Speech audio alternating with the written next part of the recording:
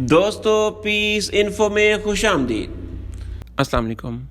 آج ہم جانیں گے پاکستان اور اسرائیل کے درمیان دو طرفہ تعلقات کیسے ہیں اور ان دونوں میں اتنی کشیدگی کیوں پائی جاتی ہے، تو ہمارے ساتھ جڑے رہیے۔ اسرائیل پاکستان تعلقات ان دو طرفہ تعلقات کو کہا جاتا ہے جو اسلامی جمہوریہ پاکستان اور یہودی مملکت اسرائیل کے درمیان میں رہے ہیں۔ یہ تعلقات غیر تسلیم شدگی سے لے کر سوویت یونین افغان جنگ کے دوران میں قریبی تال میل تک ہر دور میں بدلتے رہے ہیں۔ ان دونوں مملکتوں کا قیام نظریاتی قراردادوں پر مبنی رہا ہے، جیسے کہ دو قومی نظریے اور یہودیوں کا وطن، اور دونوں ہی ریاستیں برطانوی سلطنت سے آزاد ہو کر وجود میں آئی تھیں۔ در حقیقت پاکستان اور اسرائیل کے مابین حکومتی سطح پر باضابطہ تعلقات کبھی قائم ہی نہیں ہوئے۔ پاکستانی اہلکاروں کا کہنا ہے کہ اگر اسرائیل عرب ریاستوں سے کچھ معاہدے کر لے تو وہ اسرائیل سے اعلانیہ سفارتی تعلقات قائم کریں گے۔ اس کے برعکس پاکستان کے اسرائیل مخالف تنظیم آزادی فلسطین سے قریبی تعلقات ہیں۔ بہت سارے موقعوں پر بین الاقوامی سطح پر پاکستان کا اسرائیل کے خلاف جارحانہ رویہ اپنانے کی بنا پر امریکہ سے کشیدگی بھی پیدا ہوئی تھی۔ جب پاکستان کی جوہری صلاحیتوں کا افشا ہوا تو اسرائیل کو ہمیشہ ان جوہری صلاحیتوں سے خدشہ رہا ہے۔ پاکستان میں بہت سے حلقوں کا خیال ہے کہ اسرائیل نے ان کی جوہری تنصیبات پر حملے کا منصوبہ بنایا تھا۔ حکومت اسرائیل کی کچھ کلیدی لوگوں نے اس کی مخالفت کی، جس کی بنا پر یہ حملہ نہ ہو سکا۔ سن 1990 کی دہائی میں اوسلو معاہدے کے بعد اسرائیل کے حق میں پاکستان کا رویہ کچھ نرم پڑا اور یہودی اور پاکستانی نمائندوں کی ملاقاتیں شروع ہوئی۔ ان ملاقاتوں میں اسرائیل کی اولین ترجیح سفارتی تعلقات کا قیام رہی ہے، جبکہ پاکستان نے پاکستان کی اپنی جارحانہ پالیسی کی وجہ بیان کرنے کی کوشش کی ہے۔ پاکستانی اہلکاروں کے مطابق بالعموم عالم اسلام بالخصوص عالم عرب سے اتحاد کا مظاہرہ ہے۔ اوسلو معاہدے کا ایک اہم اثر یہ دیکھنے میں آیا کہ پاکستان نے اسرائیل کو اس وقت تک تسلیم کرنے کا فیصلہ نہیں کیا جب تک کہ اسرائیل فلسطین تنازع کا ایک قابل قبول دو ملکی وجود کی شکل میں حل قبول نہ کیا جائے۔ پاکستان اور اسرائیل کے استنبول میں قائم سفارت خانوں کے ذریعے باہمی مذاکرات میں حصہ لیتے رہے ہیں یا ایک دوسرے کے ساتھ معلومات کا تبادلہ کرتے ہیں۔ 2010 میں ڈان لیگ ایک خبر کے مطابق یہ پتہ چلا کہ پاکستان کی خفیہ ادارہ ISI نے واشنگٹن سے ملنے والی اطلاعات کے پیش نظر انقرہ میں اپنے سفارت خانے کے ذریعے ممبئی میں ہونے والے ممکنہ 2008 کے دہشت گرد حملے کی خبر موساد کے حوالے کی تھی، جس میں یہودی ثقافتی مرکز بھی ایک اہم نشانے پر تھا۔ اس حملے کے قریب ایک سال بعد سب سے پہلے وکی لیکس نے اپنے انکشافات کے ذریعے یہ بات عام کی کہ پاکستان نے اسی استنبول میں قائم اپنے سفارت خانے کے ذریعے اسرائیل کو ایک دہشت گرد گروہ کے بارے میں معلومات فراہم کی تھی۔ 2020 میں پاکستانی وزیر اعظم عمران خان نے کہا کہ امریکہ پاکستان پر دباؤ ڈال رہا ہے کہ وہ اسرائیل کو تسلیم کرے۔ یہ اس وجہ سے تھا کہ اسرائیل امریکہ پر گہرا اثر و رسوخ رکھتا ہے۔ خان نے مزید یہ بھی کہا تھا کہ اسرائیل کی لابی سب سے طاقتور ہے اور اس کی وجہ سے امریکہ کی مشرق وسطی کی مکمل پالیسی اسرائیل کے قابو میں ہے۔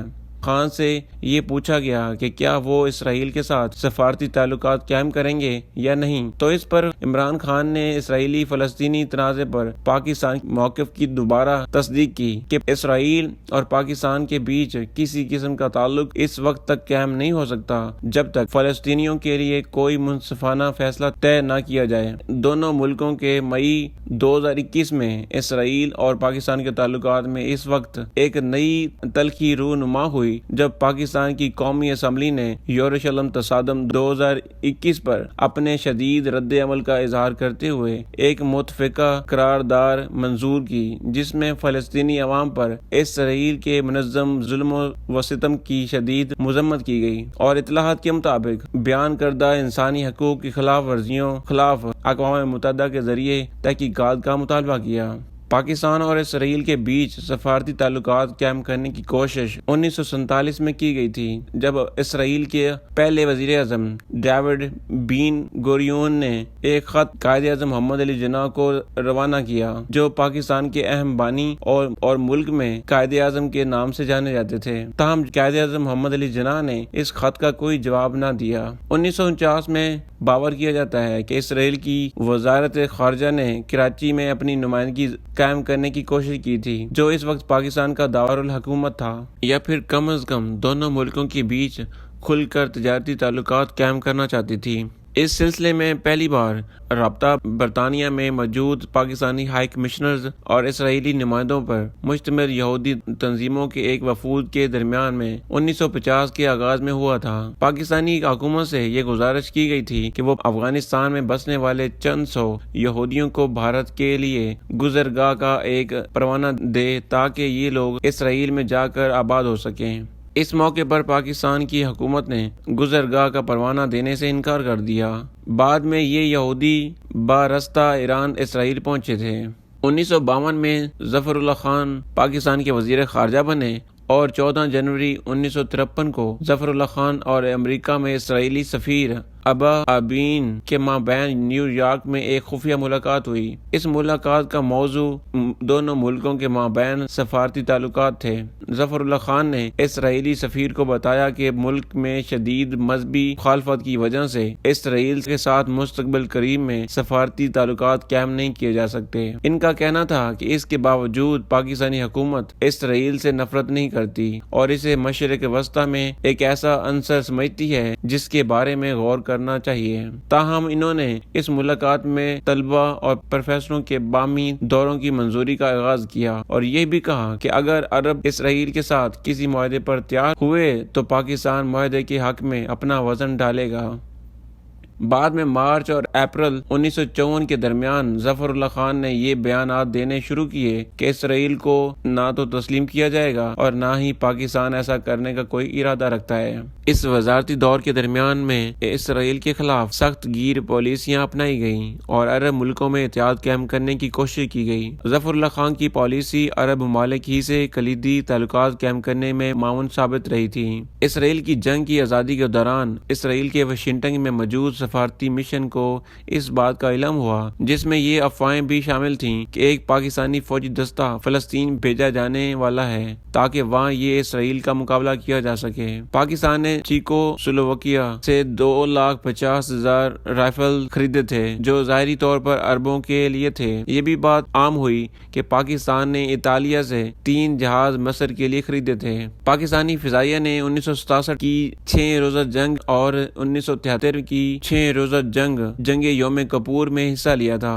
جس نے ایک پاکستانی جنگ میں پائلٹ کے طور پر کام کیا تھا، نے کم از کم 4 اسرائیلی جہازوں کو مار گرایا تھا۔ جنگ یوم کپور کے بعد پاکستان اور PLO نے ایک معاہدے پر دستخط کیا تاکہ PLO کے افسر کو پاکستانی فوجی اداروں میں تربیت فراہم کی جائے گی۔ 1982 کی جنگ لبنان میں پاکستانی رضاکاروں نے PLO کے لیے کام کیا تھا اور ان میں سے کچھ کو بیروت کے محاصرے کے دوران قید میں لے لیا گیا تھا۔ ٹائمز کے مطابق دانشور برنارڈ ہنری لیوی نے یہ بھی دعویٰ کیا ہے کہ ڈینل پرل، جو ایک امریکی اسرائیلی تھے، ان کو پاکستان کے ان عناصر کی جانب سے قتل کر دیا گیا تھا جنہیں ISI کی پشت پناہی حاصل تھی، حالانکہ اس کے لیے کوئی قابل تصدیق ثبوت مہیا نہیں کیا گیا۔ تاہم پرل کا یہ کردار کہ وہ ISI اور القاعدہ کے بیچ رابطہ کی تہہ تک پہنچ رہے تھے، ان کی موت کا سبب بنا۔ BBC اور ٹائم سے موصولہ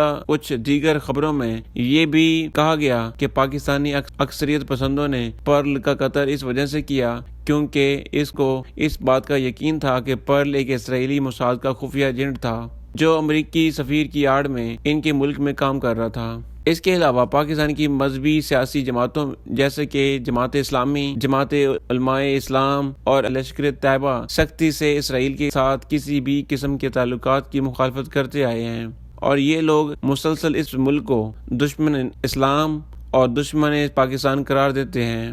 پاکستان اپنے شہریوں کو اسرائیل جانے سے منع کرتا آیا ہے اور ہر پاکستانی پاسپورٹ پر یہ عبارت لکھتا ہے کہ یہ پاسپورٹ سوائے اسرائیل کے دنیا کے تمام ممالک کے لیے کارآمد ہے۔ 1980 کے دہائی میں اسرائیل نے منصوبہ بنایا کہ وہ بھارت کے تعاون کے ساتھ یا اس کے بغیر پاکستان کی اہم تنصیبات پر حملہ کرے گا۔ 1981 میں عراق کے نیوکلیئر ری ایکٹر کو تباہ کرنے کے بعد اسرائیل نے مبینہ طور پر اس طرز کا حملہ پاکستان کی نیوکلیئر تنصیبات پر کرنے کا سوچا اور منصوبہ بنایا جو کوہاٹا میں واقع ہے۔ اس کے لیے بھارت سے مدد کی گزارش کی گئی۔ سیٹلائٹ سے دستیاب تصویریں اور انٹیلیجنس کی فراہم کردہ معلومات کی مدد سے اسرائیل نے مکمل پیمانے پر کوہاٹا سہولت کا نمونہ سرائے نقیب میں بنایا تھا، جہاں F-16 F-15 کے اسکواڈرن ہواباز یہ امکانی حملے کی مشق بھی کر چکے تھے۔ ایڈرین لیوی اور کیتھرین اسکاٹ کلارک نے اپنی مشترکہ انگریزی کتاب پاکستان دا US the global weapon conspiracy میں یہ بات کہ اسرائیلی فضائیہ کوہاٹا پر ہوائی حملے کا ارادہ رکھتی تھی۔ یہ حملہ 1980 کے دہائی میں بھارت کی ریاست جمناگر کے فضائی ٹھکانے سے کرنا تھا۔ کتاب کا دعویٰ ہے کہ مارچ 1984 میں وزیر اعظم اندرا گاندھی نے میں رضامندی بھی ثابت کر دی تھی، جس سے کہ بھارت پاکستان اور اسرائیل نیوکلیئر تصادم کے بے حد قریب آ گئے تھے۔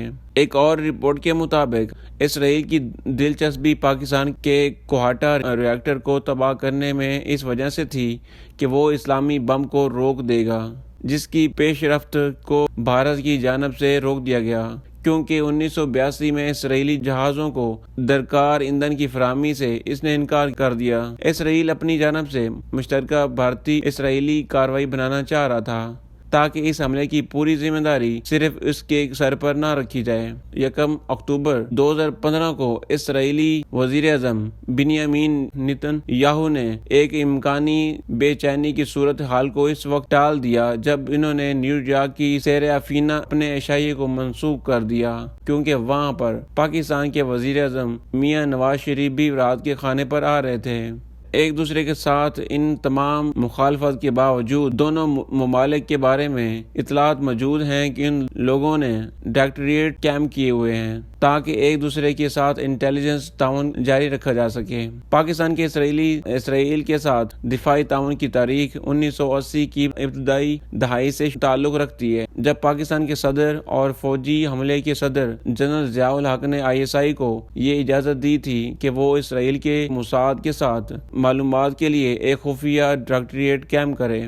یہ انٹیلیجنس دفتر دونوں ممالک کے سفارت خانوں میں بنائے گئے، جو کہ واشنگٹن DC میں واقع تھے، جہاں موساد اور ISI اور CIA نے مل کر ایک مکمل دہائی تک مخالف سوویت یونین کے خلاف جاری پلان میں حصہ لیا، جس کا علامتی نام آپریشن سائیکلون رکھا گیا تھا۔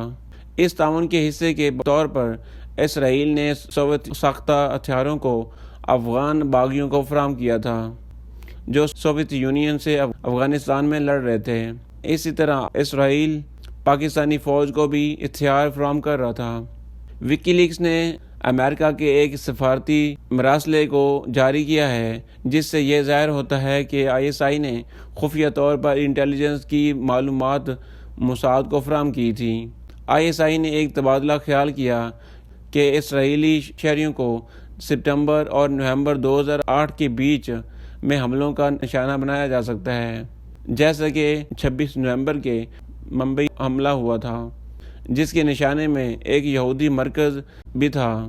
اس بات کی بھی اطلاع دی گئی کہ پاکستان کے لیفٹیننٹ جنرل احمد شجاع پاشا موساد کے ساتھ سیدھا تعلقات بنائے ہوئے تھے۔ اسرائیل اور پاکستان دونوں سرد جنگوں کے درمیان مغربی ممالک کے اتحادی تھے۔ جب بھارت سوویت یونین کا اتحادی تھا، بھارت نے افغانستان پر سوویت مقابلے کی حمایت کی تھی اور سوویت حامی قائد محمد نجیب اللہ کی حمایت کی تھی۔ پاکستان اور اسرائیل نے سوویت مقابلے کی مخالفت کی تھی اور اسرائیل افغان باغیوں کو پاکستان کے توسط سے ہتھیار بھی فراہم کیے تھے۔ اس کے علاوہ اسرائیل نے بہت سارے فلسطینی گروہوں جیسے کہ PLO سے سوویت یونین کی فراہم کردہ ہتھیاروں کو ضبط بھی کر چکا ہے۔ کچھ اسرائیلی کا خیال ہے کہ پاکستان کے ساتھ سفارتی تعلقات قائم کیے جانے چاہیے، کیونکہ ممکن ہے کہ پاکستان اسرائیل اور عالم اسلام کے ایک پل کا کام کر سکتا ہے جس میں عرب ممالک بھی شامل ہو سکتے ہیں۔ حالانکہ ان دونوں ممالک نے سرکاری طور پر تعلقات قائم نہیں کیے۔ جنگ نیوز کے مطابق سرکردہ پاکستانی شخصیات اسرائیل کا دورہ کر چکے ہیں۔ 1992 میں بھارت کے اسرائیل کے ساتھ تعلقات معمول پر لانے کے فوراً بعد واشنگٹن میں موجود پاکستانی خواتین سفیر عابدہ حسین نے پاکستان کے سیاسی حلقوں میں اپنے ایک بیان سے بھونچال پیدا کر دیا۔ انہوں نے یہ کہا تھا کہ اگر تنازع کے فریقین یعنی عرب اور اسرائیل دونوں اختلافات سلجھا لیتے ہیں تو پاکستان کو اسرائیل کو تسلیم کر لینا چاہیے۔ اس موقع پر اسلام میں فلسطین کی کلیدی اہمیت کے پیش نظر ایک پاکستانی تبصرہ نگار نے یہ پوچھا کہ محترمہ سفیر صاحبہ، اسلام کا تیسرا مقدس ترین شہر القدس یروشلم طاقت کے زور پر قبضہ کر لیا گیا ہے اور یہودی سلطنت کا حصہ بنا لیا گیا ہے، اور آپ ایک نسل پرست، غیر منصفانہ اور غیر انسانی حکومت کو تسلیم کرنے کا نذرانہ پیش کرنا چاہتی ہیں۔ فلسطین کی جانب سے اسرائیل کو تسلیم کیے جانے کو پاکستان دانشور طبقے کی جانب سے پسندگی کی نظروں سے نہیں دیکھا گیا۔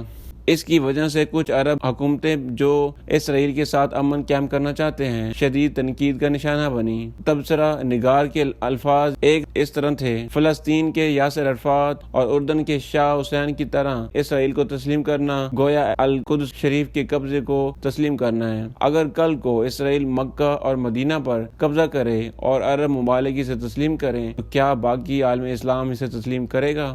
اسرائیل کے سابق سفیر برائے بھارت مارک سوفرز کئی منفرد اقدامات کے لیے جانے جاتے ہیں۔ ان کوششوں میں کچھ ایسی کوششیں شامل تھیں جن کا بظاہر مقصد یہ تھا کہ بھارت کے مسلمانوں کو اسرائیل کے نزدیک لانا اور اسرائیلی سفارت خانے کے دائرہ کار کو بر صغیر میں توسیع دینا۔ انہی اقدامات میں سے اقدام یہ بھی تھا کہ بھارت میں موجود اسرائیلی سفارت خانے کی ویب سائٹ کو ہندی اور اردو دونوں زبانوں میں جاری کرنا۔ یہ دعویٰ کیا جاتا ہے کہ بھارت میں کسی بھی بیرونی سفارت خانے نے اپنی ویب سائٹ کو بیک وقت ہندی اور اردو میں جاری نہیں کیا، تو یہ واضح کیا گیا ہے کہ اسرائیلی سفارت خانہ بھارت کے مسلمانوں کو اپنی جانب راغب کرنا چاہتا ہے، اور یہ ایک سرکاری طور پر کوشش ہے۔ اس بات کو مزید تقویت اس وجہ سے بھی حاصل ہوئی کہ 3 سپٹمبر 2008 کو مارک سوفر اجمیر پہنچ کر وہ خواجہ محی الدین چشتی کی درگاہ پر حاضری دیے تھے۔ یہ پہلا موقع تھا جب کسی اسرائیلی سفارتکار نے کسی مسلمان درگاہ یا مقام زیارت پر حاضری دی ہو۔ سفارت خانے کی ویب سائٹ کے اردو ترجمے کی پس پردہ دوسری اہم بات یہ تھی کہ اردو بھارت کی پڑوسی ملک پاکستان کی قومی زبان ہے۔ اس وجہ سے یہ بھی ایک پیغام ممکن ہے کہ دلی میں موجود اسرائیلی سفارت خانہ اپنے دائرہ کار کو غالباً پاکستان تک توسیع دینا چاہتا تھا۔ خود مارک سوفر نے 2008 میں اپنے دورہ اجمیر کے وقت اگر پاکستان بھی اسرائیل کے ساتھ قریبی تعلقات بنانے کے خواہش مند ہیں تو اسرائیل اس کا مثبت جواب دے گا۔ اس معاملے میں کسی تیسرے فریق کے متاثر ہونے یا اس معاملے میں اثر انداز ہونے کو ایک سرے سے خارج کر دیا۔ سابقہ صدر جنرل پرویز مشرف نے کھل کر اسرائیل کے ساتھ تعلقات کی حمایت کی ہے۔ وہ پہلے پاکستانی مسلمان ہیں جن کا ہارٹیز ڈائنا ہارمن نے لندن میں انٹرویو لیا۔ فٹ بال وہ واحد کھیل ہے جس میں یہ دونوں ممالک آمنے سامنے 1960 کے ایشین کپ کوالیفائرز میں دیکھے گئے تھے۔ کھلاڑی عامر عداد نے پاکستانی کھلاڑی اعصام الحق کے ساتھ یہ دلچسپ سانجھے داری ایس اوپن مقابلوں میں بھی دیکھی گئی جہاں ان دونوں کھلاڑیوں کے ہم وطن جمع ہو کر حوصلہ افزائی کر رہے تھے۔ ان دونوں کھلاڑیوں نے ارجنٹینا کے ماریا نوڈہاڈو اور پریٹو کو شکست دی تھی۔ پاکستان کے لیے اسرائیل کو تسلیم کرنا ایک بہت بڑا فیصلہ ہے۔ اس کے لیے کئی پہلو اہم ہیں۔ یہ فیصلہ پاکستان کے شہریوں کی رائے سے براہ راست جڑا ہوا ہے۔ کوئی بھی حکومت اتنا بڑا فیصلہ عوام کو اعتماد میں لیے بغیر نہیں کر سکتی، جس کی بڑی وجہ اسرائیل کے بارے میں عام لوگوں کے جذبات ہیں جو کئی دہائیوں سے اسے ایک غاصب قوت سمجھتے آ رہے ہیں۔ یہ معاملہ پاکستان کے لیے اس قدر اہمیت کا حامل ہے کہ اس پر قومی ریفرینڈم تک کی ضرورت پیش آ سکتی ہے۔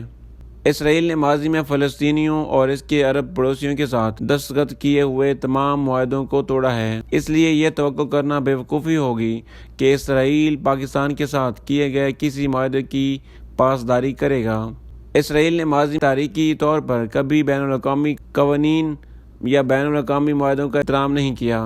اسرائیل فلسطین کے لیے دو یا ایک ریاستی حل میں سے کسی ایک کے ساتھ بھی سنجیدہ نہیں ہے۔ اگر ایسا ہوتا تو اسرائیل اقوام متحدہ کی قراردادوں کو تسلیم کرتا اور فلسطینیوں کی کسی ریاست کے حق کو سرے سے تسلیم ہی نہیں کرنا چاہتا، بلکہ وہ فلسطینیوں کو فلسطینیوں اور اسرائیلی شہریوں پر مشتمل ایک مشترکہ ریاست کا شہری بننے کا حق دینے کو بھی نہیں تیار۔ اس کی سب سے بڑی وجہ یہ ہے کہ ایک جمہوری نظام میں فلسطینی اسرائیل میں اکثریتی ووٹ بینک ہوں گے، جس سے اسرائیل کی نسل شناخت متاثر ہو سکتی ہے۔ اسرائیل کی نسل پرستانہ قومیت قوانین کی بدولت اسرائیلی ہونے کے لیے یہودی ہونا لازم ہے۔ یہ امر ایک مشترکہ ریاستی حل کے امکانات کو بھی ختم کر دیتا ہے۔ اسرائیل کو دو ریاستی حل کی اجازت بھی نہیں دیتا۔ صرف ایک ہی راستہ بچ جاتا ہے کہ تمام فلسطینیوں کو ان کے آبائی سرزمین سے بے دخل کر کے عرب ریاستوں میں پناہ گزین بنا کر بھیج دیا جائے۔ پاکستان کے لیے اس وقت اسرائیل کو تسلیم کرنا اسرائیل حکومت کے سامنے ہتھیار ڈالنے کے مترادف ہوگا۔ اسرائیل کو ابھی تسلیم کرنا بیرونی دباؤ اور مجبوری کے تحت کیا جائے گا۔ یہ پاکستان کے عوام کے جذبات کی عکاسی نہیں کرے گا، بلکہ سیاسی اور معاشی دباؤ میں پاکستان پر مسلط کیا گیا ایک ایسا فیصلہ ہوگا جو ہماری قومی خود مختاری پر کئی سوالیہ نشان اٹھا دے گا۔ فلسطین کی سرزمین پر غیر قانونی قبضے کی وجہ سے پاکستان اسرائیل کو تسلیم ہی نہیں کرتا۔ اس طرح وہ کشمیری اراضی پر بھارتی تسلط کو بھی نہیں مانتا۔ فلسطینی زمینوں پر اسرائیلی قبضے کو تسلیم کر لینا کشمیر پر بھارتی قبضے کو اخلاقی جواز دینے کے مترادف ہوگا، اور یہ فلسطینیوں اور کشمیریوں کے ساتھ کشمیریوں کے پاکستان پر اعتماد سے غداری ہوگی۔ ابھی اسرائیل کو تسلیم کرنا نہ صرف پاکستان کو مسئلہ کشمیر پر مسلم اقوام کے حمایت سے محروم کر دے گا، بلکہ اس سے ایران کے ساتھ پاکستان کے تعلقات کو بھی بہت نقصان پہنچ سکتا ہے، جو ہمارا اہم ہمسایہ ملک ہے۔ یہ ایک قدم پاکستان کے لیے سفارتی اور معاشی تنہائی کا باعث بن سکتا ہے، جس سے سی پیک منصوبے کو بھی نقصان پہنچے گا۔ پاکستان ایک کمزور ریاست کے طور پر دیکھا جائے گا جس کی اپنی کوئی خود مختاری پالیسی نہیں ہے۔ ایک ایسا ملک جس نے غیر ملکی دباؤ میں آ کر اسرائیل کو قانونی حیثیت دی جس کا وہ حقدار ہی نہیں تھا۔ اس کا ایک اہم پہلو یہ بھی ہے کہ پاکستان اس وقت UNHRC کا رکن ہے، اور اس تناظر میں ایک غاصب طاقت کو جائز قرار دینا ایک تاریخی غلطی ہوگی۔ یہ امر پاکستان کی ساکھ کو ناقابل تلافی نقصان پہنچائے گا۔ اسرائیل کے حامی بیانیے رکھنے والے تجزیہ کاروں کے عقائد کے برعکس اسرائیل کو تسلیم کرنا پاکستان کے لیے عسکری طور پر بھی زیادہ سود مند ثابت نہیں ہوگا۔ اس کی بڑی وجہ یہ ہے کہ پاکستان اسرائیلی دفاعی منڈی میں بھارتی فوج کی قوت خرید سے مقابلہ نہیں کر سکے گا، جو پہلے ہی وہاں اپنے قدم بڑی مضبوطی سے جما چکی ہے۔ ان تمام عوامل کے تناظر میں یہ کہا جا سکتا ہے کہ اسرائیل کے بارے میں پاکستان کا موقف اخلاقی، سیاسی اور معاشی حقائق پر مبنی ہے۔ اسے اس وقت تک نہیں بدلا جانا چاہیے جب تک اسرائیل میں ایک ایسا اعتدال پسند حکومت قائم نہ ہو جو فلسطینیوں پر ہونے والے ظلم کو ختم کر کے اپنے پڑوسی ممالک کو اور فلسطینیوں کے ساتھ دو ریاستی حل یا ایک مشترکہ جمہوری ریاست کے حل کے تحت مسئلہ فلسطین کا تصفیہ کر کے خطے میں پائیدار امن قائم کرنے کی خواہش مند ہو۔ اگر آپ کو ہماری ویڈیو پسند آئی ہو اور ایسی انفارمیٹیو ویڈیو کے لیے ہمارے چینل کو لائک کیجئے، کامنٹس کیجئے اینڈ سبسکرائب کیجئے اور شیئر بھی کیجئے۔ Thank you for watching.